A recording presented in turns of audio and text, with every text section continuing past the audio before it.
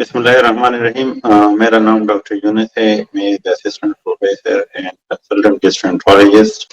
آج ہم آئی B S کے ان مریضوں کے بارے میں بات کریں گے جو کئی مہینے کئی سال اپنا علاج کرتے ہیں اور بیچ میں پھر اپنا علاج چھوڑ جاتے ہیں. مطلب وہ تنگ آ جاتے ہیں اپنے علاج سے، میڈیسن سے، ڈاکٹر کے ریگولر وزٹ سے، فالو اپ سے، اور پھر وہ اپنا فالو اپ اور ٹریٹمنٹ چھوڑ دیتے ہیں. ایسے مریضوں کے بارے میں آج ڈسکس کروں گا. آئی بی ایس کس طرح پہلے بھی ہم نے بات کی تھی. آئی بی ایس ایسی بیماری ہے جو کبھی کبھار مہینے، کبھی سال، کبھی ساری زندگی یہ بیماری چلتی رہتی ہے.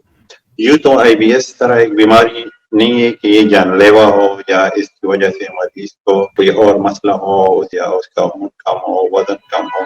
لیکن یہ ہے کہ مریض کو مسئلہ رہتا ہے، مریض پرابلم میں ہوتا ہے اور اس کی وجہ سے بار بار مریض وزٹ کرتے ہیں. تو آئی بی ایس کے مریضوں کو پیغام یہی ہے کہ آپ نے ریلیکس رہنا ہے. ٹھیک ہے، آپ نے اس مرض کو جاننا ہے کہ یہ مرض ہے کیا.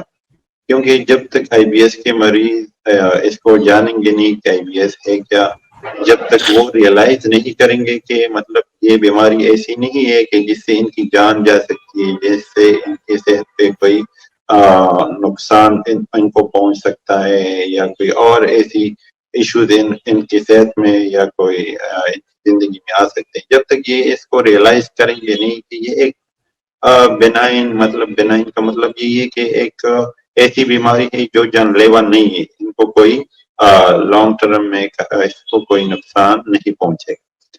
تو مریضوں کو یہ ہے کہ خود کو ریلیکس رکھیں. ہاں، دوسرا یہ کہ آئی بی ایس میں ہم بہت سے دوائیاں وغیرہ دیتے ہیں، ان میں ہم اینٹی ڈپریسنٹس اور یہ چیز بھی دیتے ہیں. لیکن سب سے اچھا جو اس کا علاج ہے وہ یہ ہے کہ مریض اس بیماری کو سمجھے اور پھر ان چیزوں کو، ان عادات کو وہ اوائڈ کرے، ان سے خود کو روکے، ان سے خود کو دور رکھے جس کی وجہ سے اس کے علامات زیادہ ہوتے ہیں.